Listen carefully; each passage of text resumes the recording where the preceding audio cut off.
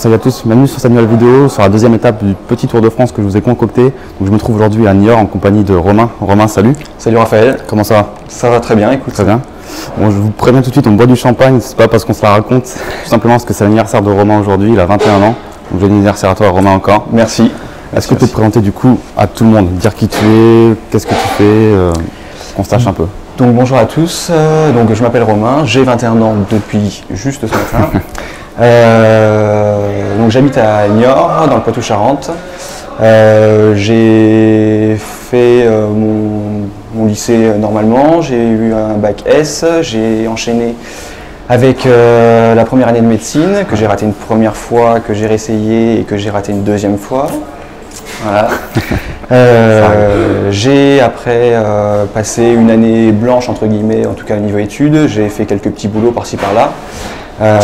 Et là je suis pour l'instant au chômage, en attendant février de commencer en école d'infirmier. Nickel. Alors pourquoi je t'interviewe aujourd'hui? C'est tout simplement parce que tu as quand même réalisé un truc qui est ouf à ton âge, c'est que tu as acheté un immeuble de rapport. Donc un immeuble de rapport, je vous ai bien entendu, à 21 ans à Niort. Est-ce que tu peux nous en dire plus? Pourquoi un immeuble direct? Souvent c'est un petit peu surprenant pour les gens de se dire on commence par un petit parking, un petit studio à la limite, mais un immeuble. Pourquoi un immeuble? Pour moi l'immeuble c'était au contraire le plus sûr par rapport à un petit appartement ou une place de parking, des choses comme ça. Pourquoi? Parce qu'un immeuble de rapport, forcément il y a plusieurs appartements, plusieurs loyers, donc risque de location vide, d'appartements vides diminué par le nombre d'appartements. Ouais, en gros si tu as un appartement qui est vide, tu t'en fous entre guillemets. Les autres compensent, voilà. Après toute une question de rentabilité, etc. Moi je sais qu'avec cet immeuble, jusqu'à 2 appartements vides, je rentre encore dans mes frais. Donc tu as encore du cash flow avec 2 appartements vides? Voilà, exactement. Combien tu as d'appartements de lot de vie? J'ai 5 appartements dans cet immeuble. Donc si tu en as 2 sur 5 qui sont vides, c'est quand même énorme.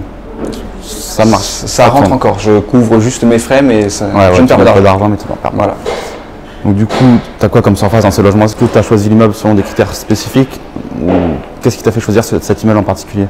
Alors c'est surtout la rentabilité.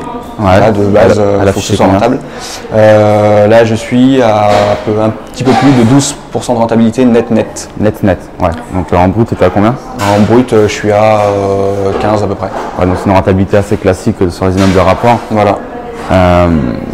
Pourquoi cet immeuble, il est où? Il est situé où? Alors, il est à Parthenay, donc dans le nord de Sèvres. C'est un immeuble qui m'a plu parce qu'il était très proche du centre-ville, ouais, sans être en plein centre, qui a du mal à se louer. Ouais. Donc très bien placé. Et pour un immeuble de rapport, il était pas très cher. Donc déjà, c'est les prix de province. Ouais, ce que je vais te demander après. Mais c'est les prix de province, donc déjà rien comparable avec les grandes villes. Ouais. Mais là, il était vraiment pas cher parce que je l'ai payé 110 000 euros. 110 000 euros donc pour 5 logements, pour 5 mètres carrés en tout habitable? Alors en tout, je sais même pas. Je sais même pas. Il y a 5 appartements, donc il y a un studio, ouais, un T1, un T1 bis et 2 T2 avec jardin. Avec jardin, ok. Et tu sais donc au prix du mètre carré auquel tu l'as acheté ou pas? Même pas. Tu sais même pas. Là, de tête, je me rappelle même plus de. Je sais que j'ai même pas fait ce calcul. Ouais. J'ai juste comparé par rapport à ce qui se faisait d'autre dans le coin. Juste comparé par rapport aux autres au niveau du prix et de location, enfin les prix que je pouvais louer. Ouais, t'as pas regardé si tu allais acheter moins cher que le prix du marché, tu as regardé si tu allais avoir du cash flow tout de suite. Voilà, exactement. Tu as vu que ça a marché sur ton prévisionnel, que tu as eu du cash flow dès le premier jour, du coup tu t'es dit tu as validé le truc. Je compare juste les rentabilités par rapport aux autres biens, etc. Pas forcément le prix au mètre carré. Ouais, d'accord. Donc toi tu me dis que c'est quand même à 40 minutes de Niort. Oui. C'est ça? Donc 40 minutes de chez toi, pourquoi cette ville et pourquoi pas Niort? Alors plutôt cette ville parce que à ce moment-là, au moment où j'ai visité l'immeuble, j'étais en CDD dans une entreprise à Parthenay, justement, donc l'endroit où il y a l'immeuble. Ouais. Donc c'est pour ça que j'ai commencé à regarder les annonces dans cette ville. Je suis tombé dessus aussitôt, voilà, très rapidement.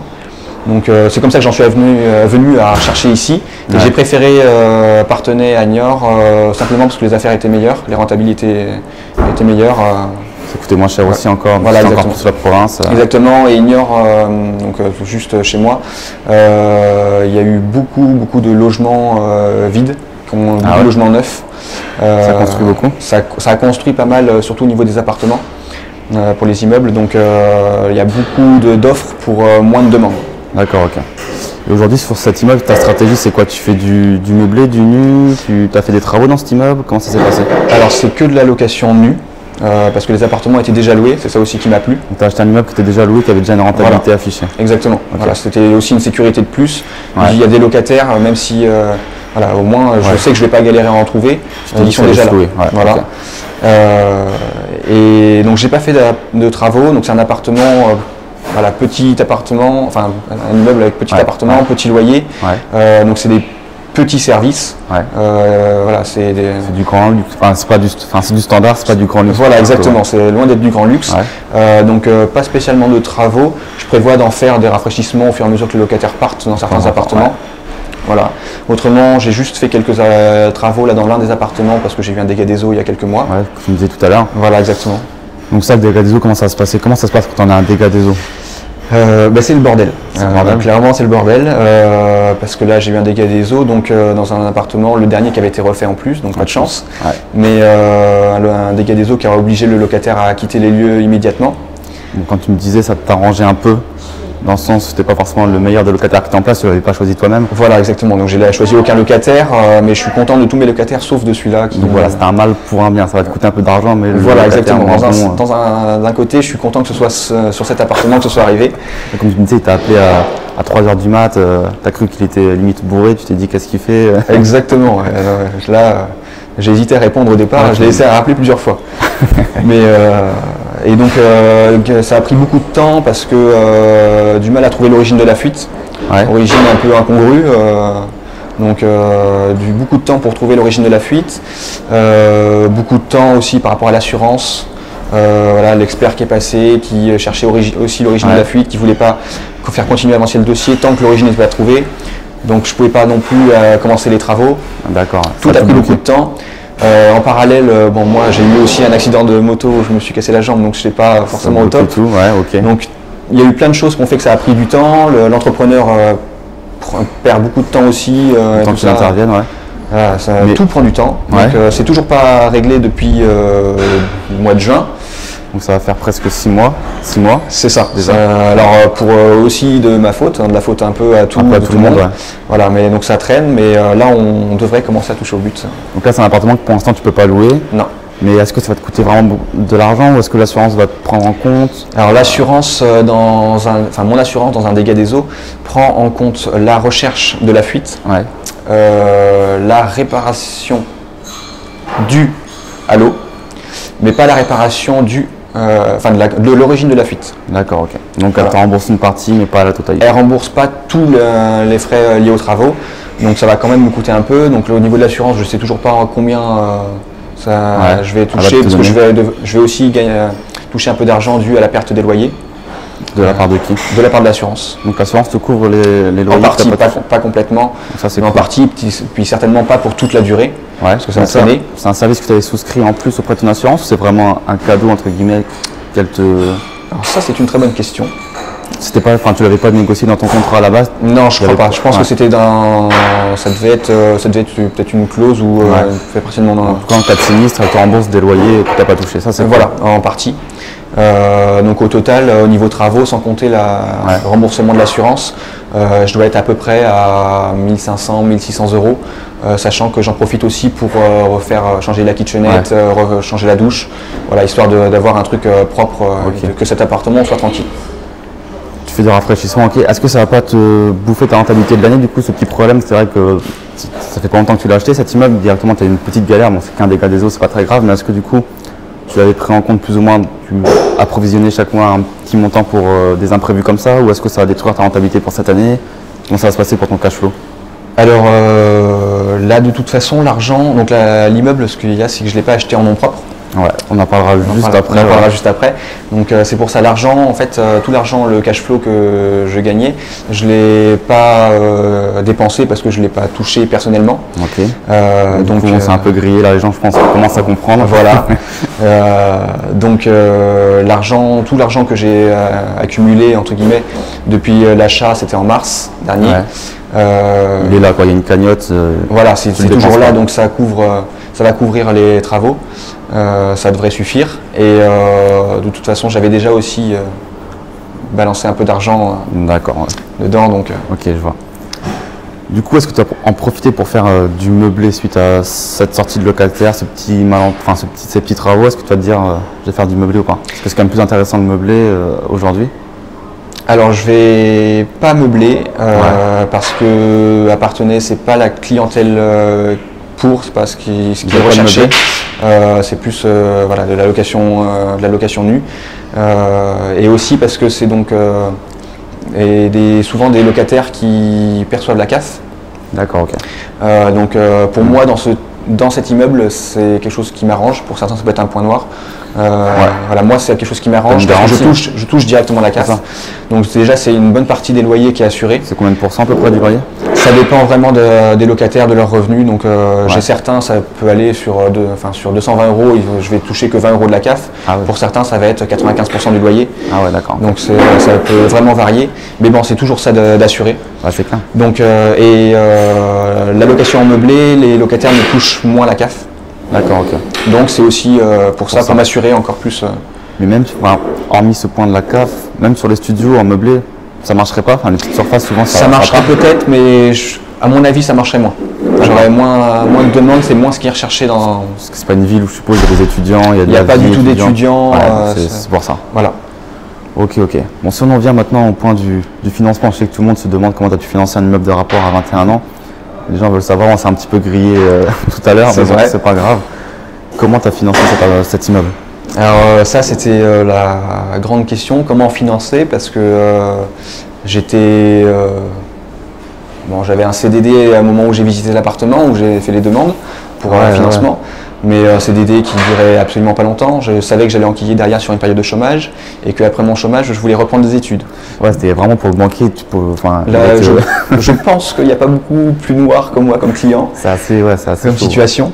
Donc là, c'était puis absolument pas d'apport. Donc je voulais un financement à 110% pour les frais de notaire et pour tout. Tant qu'à faire. Et donc la seule solution, c'était de faire ça avec quelqu'un qui avait des revenus. Et donc j'en ai parlé à ma mère. Qui n'y croyait absolument pas du tout. Ouais, justement, ta mère, elle connaît l'immobilier, elle a déjà investi, elle s'y connaît? Elle s'y connaît pas du tout, elle n'a jamais investi, elle a juste acheté sa résidence principale où elle a toujours le crédit en plus. Voilà, puis elle n'y croyait absolument pas, parce qu'en plus elle a une situation qui pourrait déjà inquiéter, enfin qui pour la plupart des personnes n'oseraient même pas imaginer dans cette situation investir. Voilà, parce que mère célibataire, avec un CDI, mais pas à rouler sur l'or, un prêt à la consommation pour la voiture, le crédit immobilier pour la résidence principale. Ouais, je vois. Donc personne n'y croyait. Comment tu as fait pour la convaincre, pour lui dire, vas-y maman, on va le faire, t'inquiète. Ça faisait déjà un bon moment que je la travaillais, que je barbais tout le monde avec ça, avec l'immobilier. Et donc quand je lui ai proposé ça, je lui ai montré la rentabilité, elle fait oui, mais de toute façon tu peux pas investir. Je lui ai fait à deux. Elle n'avait pas compris au début que tu cherchais pour investir avec elle en fait. Toi dans ta tête tu voyais déjà le schéma mais pas elle en fait. C'est ça. Donc je lui ai dit on investit à deux. Et là c'est là qu'elle m'a maintenu que c'était pas possible, qu'elle ne pourrait pas de toute façon avec ses crédits. C'était des peurs peut-être aussi, une manière de se cacher derrière ce prétexte pour cacher sa peur peut-être aussi, non? Peut-être. Puis c'est vrai que moi je m'y intéressais, mais elle non, je lui en parlais, mais sans qu'elle s'y intéresse plus que ça. Et donc elle a pris rendez-vous avec la banque en disant je vais prendre rendez-vous avec la banque, je vais leur demander, et comme ça au moins tu verras que c'est pas possible et tu me foutras la paix. Dans un premier temps. Voilà. Elle y allait seule et elle m'a dit je leur en parle et comme ça, une fois qu'ils t'auront dit non, par contre, tu me fous la paix. Comme ça, tu te tais, c'est fini. Exactement. Elle n'y croyait pas. Exactement. Et c'est la veille de ce rendez-vous que j'ai visité l'appartement. Donc, j'en ai profité pour lui donner tous les chiffres, l'étude de cas, etc., le prévisionnel, pour qu'elle montre un truc concret à la banque. Et elle m'a rappelé après en sortant du rendez-vous direct en me disant la banque est totalement d'accord pour un prêt à 110%, il n'y a aucun problème. Donc vous avez une structure type SCI. Voilà, donc on a créé une SCI familiale pour cet investissement. Ouais. Voilà, parce que c'était plus simple comme on était à deux. Ouais. Voilà, et qu'on souhaitait continuer après. On a préféré créer une société dès le départ. Bah, de toute façon, vous n'avez pas le choix, toi. On pouvait acheter à deux, parce que ça se fait. Hein, Oui. mais voilà, c'était aussi simple. Pour les parts, etc. Alors Voilà. justement, comment toi, tu as apporté ta pierre à l'édifice dans cette SCI? Est-ce que tu as mis un peu d'apport? Est-ce que tu as réussi à faire un mini prêt ou comment tu as fait? Alors, on n'a mis absolument aucun apport. Enfin, j'ai juste avancé les frais pour créer la SCI. Ok. Voilà, mais autrement, aucun apport. Et je ne sais plus ce que je voulais dire. Qu'est-ce que tu as apporté à la SCI en fait? Voilà. Tu t'es occupé de la créer et ta mère elle a fait le crédit en fait. Alors voilà, c'est grâce au revenu de ma mère en fait qu'on a fait le crédit. Et après, pour la création de la SCI, on est passé par un comptable juriste. Ok. Voilà, on avait, comme tout se faisait d'un coup, précipitamment, on avait aussi besoin de entre guillemets, de se débarrasser de ça, donc ça nous a coûté un petit peu d'argent. Ouais. Mais voilà, on s'est dit ça au moins, on s'en occupe pas, on est C'est clean, tranquille. On a pu être conseillé par le juriste, tout ça, c'était des conseils qu'on avait besoin aussi. Donc voilà, c'était quelque chose qu'on voulait faire, qu'on préférait faire comme ça. Et donc on a fait 50-50 au niveau départ. D'accord. Donc on est co-gérants tous les deux. Donc on a mis, voilà, on n'a pas mis grand chose, hein, juste de quoi créer la société. On a mis 50 € chacun Ok. au départ et puis voilà, c'était tout, 50% chacun. Super. Et tu comptes racheter des parts ou ça va rester comme ça? C'est quoi ton projet? Est-ce que ta mère elle s'y intéresse un peu plus maintenant ou pas du tout? Maintenant, elle s'y intéresse un peu plus. Donc, du coup, elle veut garder ses parts. Voilà, Elle veut pour pas l'instant, que tu- pour l'instant, elle garde ses parts parce que c'est toujours grâce à elle que je peux investir tant que je n'ai pas de salaire. Après, à terme, Tu verras. moyen ou long terme, on verra ce qu'on fait des parts. Pour l'instant, ça reste comme ça. Et elle est chaude pour recommencer ta mère? Elle t'en a déjà parlé ou pas ou... Ah oui, pourquoi c'est pas. vrai. Ça, après, maintenant, ça dépend plus que des banques. Mais elle, ça la bloquerait pas de recommencer? Non, maintenant, elle est Ça, plus c'est- inquiétée par recommencer. Tu as fait un gros travail sur elle du coup. Voilà, disons que maintenant, je l'ai bien convaincue. Ouais. Et Tu lui as prouvé surtout que ça marchait en fait. je lui ai prouvé que ça marchait. Et puis voilà, à force de chercher, voilà, si je trouve des biens intéressants, où la rentabilité est toujours au rendez-vous, maintenant, ouais, elle n'hésite plus. Et du coup, on n'a pas parlé, je crois, mais tu as combien de cash flow? Alors, petit papier, Allez, pour ne pas sors-nous oublier. tous les chiffres. Donc, Tu as fait un beau tableur. c'est ça, exactement. Les banques aiment bien ce petit Ah, tableur en j'adore. général. Donc, c'est un bien que j'ai acheté 110 000 €. J'ai en tout pour les 5 appartements 1410 € de loyer De mensuel. rentrée, ok. Voilà, ça me fait un cash flow mensuel de 370 € net. Net. Ok. Le Voilà, prêt, tu donc l'as j'ai- pris sur 20 ans, c'est ça la SCI? Même pas, je l'ai pris sur 15 ans celui-là. Ah ouais, pourquoi pas plus? Alors je l'ai pas pris sur plus parce que la banque avait du mal à vouloir me prêter sur 20 ans. Ah ouais? Voilà, 20 ans pour eux c'était plus résidence principale. D'accord, ouais. Bon, c'est Donc l'argument, ouais. au départ j'étais parti pour prendre vraiment sur le plus longtemps possible et après donc ma mère était pas trop pour aussi prendre le plus long possible. Elle veut pas être endettée trop longtemps, c'est ça? Voilà, après sachant que la rentabilité nous permettait d'emprunter sur moins longtemps, Ouais, tout et en gardant un rembourser, cash ouais, flow. c'est ça. on a préféré prendre entre guillemets un compromis en prenant 15 ans. Tu préféré avoir un peu moins de cash flow mais rembourser un peu plus vite aussi. Voilà, exactement, tout à fait, Bon, l'essentiel c'est que tu aies du cash flow en tout cas. c'est ça. Et puis félicitations pour cet immeuble, du coup, Ben, merci. c'est énorme, c'est super, comme quoi c'est possible de faire. Et le pire, c'est que tu t'es pas arrêté là, puisque tu m'as dit que tu as signé un compromis, je crois, c'est ça? Alors il n'est pas tout à fait signé, il doit signer dans quelques jours. En quelques jours. Alors dis-nous tout rapidement, qu'est-ce que tu as repéré, qu'est-ce que tu as signé et où ça? Alors là c'est un appartement à Poitiers. À Poitiers, alors pourquoi Poitiers? Poitiers parce que je vais commencer mes études à Poitiers. Ok. Donc c'est pour ça que j'ai surveillé là-bas aussi. C'est pas très loin de chez moi non plus, donc je connais un peu la région. C'est là aussi que j'ai fait mes études de médecine. Mhm. Donc je connais un peu la ville. Et simplement, l'affaire, j'ai trouvé une bonne affaire là-bas. C'est quoi un appartement? C'est un appartement, donc c'est un appartement dans une résidence. C'est même pas un deuxième immeuble là? C'est pas, Tu me déçois, là, c'est quand pas un même. deuxième immeuble, non. Non, j'avais envie d'un peu de changement. Ouais. Il y avait autre chose qui me tentait bien. C'est la colocation. D'accord. Donc là, Combien de personnes? c'est un appartement qui a pour l'instant 4 chambres. Je voudrais en créer une 5e, Ok. qui est déjà toute créée puisqu'elle existait avant. Ok. Donc voilà, pour faire de la colocation avec 5 chambres Dans la SCI? Non? dans la SI. Dans la SCI. Avec la SCI. Donc en fait, ta mère est déjà d'accord, c'est bon, tu l'as déjà chauffé dessus, c'est bon. C'est tout bon. Et au niveau du financement, ça va être pareil, c'est ta mère qui va aller voir la banque, qui va porter tes garanties plus la SCI. Alors on y allait tous les deux parce que du coup la SCI est créée, donc on y est allés tous les deux.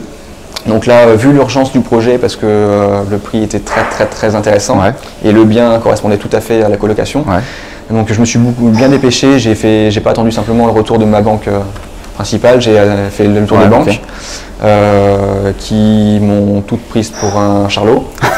C'est vrai. Voilà.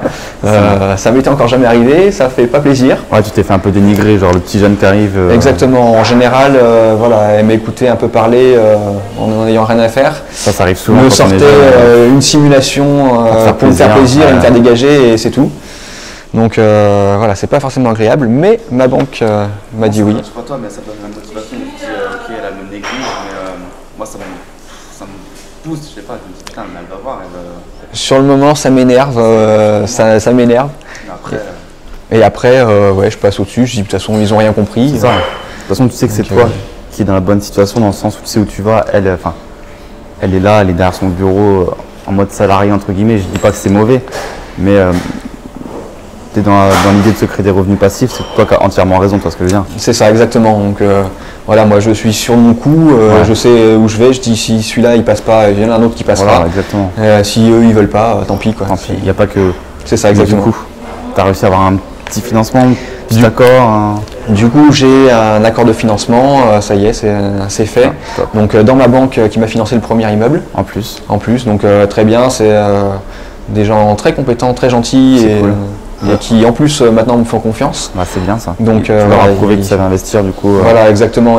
Déjà, en général, ce qui est important, je trouve, c'est arriver à la banque avec un dossier, même si notre situation n'est pas forcément à notre avantage. C'est clair. Un bon dossier, bien monté, toutes les pièces justificatives. Voilà, un tableur Excel, c'est rien à faire. Et c'est tellement beaucoup et voilà, et tout de suite, même à 21 ans, ça fait pro, quoi. Ça fait tellement pro, c'est ça. Voilà. C'est clair que si tu arrives à 21 ans sans rien dans les mains, en mode je veux acheter un truc, il va te dire dégage. C'est ça, c'est à peu près ça. Donc voilà, savoir où on va Et du coup, ce prêt il est sur combien de temps? Celui-là, par contre, il est sur 20 ans. Okay, j'ai réussi à l'avoir sur 20 ans. Nickel. Et ton cash flow estimé, ça donne quoi? Alors, le cash flow estimé, là aussi. Deuxième petite feuille. Allez hop. Hop, on va bosser ça là. Donc celui-là, c'est un appartement que j'achète 95 000 €. Ok. 95 000 €. Par contre, il y a des travaux à prévoir. Ouais, combien de mètres carrés? 110 mètres carrés. C'est vraiment pas cher. 110 mètres carrés, non, c'est vraiment pas cher, sachant qu'il a été estimé en l'état à 140 000 €. En l'état, au prix auquel tu l'achètes? Tout à fait. Donc un delta de 45 000 € là. Tout à fait. C'est énorme, comment ça se fait? C'est énorme, c'est la situation du vendeur qui a fait que, voilà, pressé de vendre, divorce, pas sur place. C'est un divorce.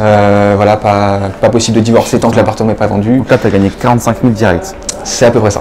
Tranquille. C'est à peu près ça, donc c'est aussi pour ça que le bien m'a plu. Parce que, mis à part la rentabilité, disons que même si la colocation ne marche pas, ce que je doute, je sais qu'en le revendant direct, je rentre dans mes frais. Et du coup, cash flow estimé à peu près? Cash flow estimé à peu près 530 € par mois. Sympa. Net encore? Net. Il n'y a que ça qui m'intéresse. Il n'y a que ça qui t'intéresse, t'as raison. Donc voilà. Ah, c'est top tout ça, franchement, c'est super inspirant. Comment tu as appris tout ça? Comment tu t'es formé? Enfin, on n'arrive pas à 21 ans à se dire je vais acheter des immeubles, des biens immobiliers. Quoi. À 21 ans, souvent on est en boîte, on est là. Oui, c'est vrai que en général ça surprend. Comment je suis arrivé là? J'ai commencé un peu comme tout le monde a dû le faire au moins une fois, c'est regarder comment gagner de l'argent dans Google. Comment devenir riche. Comment devenir riche. Voilà, je sais pas, je devais peut-être avoir 17 ans à ce moment-là, quelque chose comme ça. Voilà, essayer de trouver un petit peu, de se faire un petit peu d'argent. Voilà, à mon échelle à 17 ans. Ouais, pour vivre quoi. Et voilà, exactement.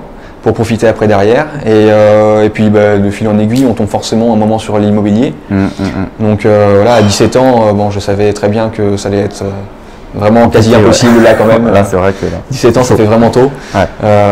Mais voilà, j'ai commencé à m'y intéresser, à suivre plusieurs blogueurs, tout ça, voir des articles, suivre des séminaires, tout ça par internet gratuit, tout. Voilà, à suivre, suivant plein de monde, on peut déjà se former beaucoup, rien qu'avec les vidéos gratuites. C'est vrai qu'il y a beaucoup de contenu sur Internet. Internet. Il y a déjà pas mal de choses à apprendre en regardant un peu chez tout le monde, on en apprend pas mal. Donc voilà, j'ai continué là-dessus, toujours à regarder les annonces alors que je savais très bien que je ne pouvais pas acheter. Mais je regardais tout le temps, je passais des heures à regarder ça et mine de rien ça m'a beaucoup servi parce que ça m'a permis d'apprendre le marché. C'est un processus, c'est comme ça que ça marche. Voilà, j'ai complètement appris comme ça. Maintenant, voilà, je regarde une annonce en 10 secondes, je sais si ça me plaît ou si ça me plaît pas. Voilà, donc je gagne du temps là-dessus. Et après, une fois après avoir travaillé un petit peu l'été, j'avais un petit peu d'argent, j'ai acheté une formation voilà, de Cédric Anissette, donc c'était IMO ETAP. Donc tu étais au séminaire aussi? J'étais au séminaire. J'étais au séminaire, donc formation très intéressante. Donc voilà, déjà avec le contenu gratuit que j'avais vu, j'en connaissais déjà un petit peu de la formation, mais ça fait toujours un bonus. Le séminaire, les séminaires live, c'est génial. Là, on ressort de là avec une patate. C'est clair, c'est top. Ça, franchement, s'il y a un truc à faire, c'est les séminaires live. C'est cool. C'est génial. En gros, pour résumer, tu t'es tout simplement formé, quoi. Je me suis formé. Je me suis formé un peu à droite, à gauche, tu as parlé aux gens, tu as été sur internet. C'est hyper important, ça donne confiance en soi. On a moins peur de le faire, on sait comment le faire.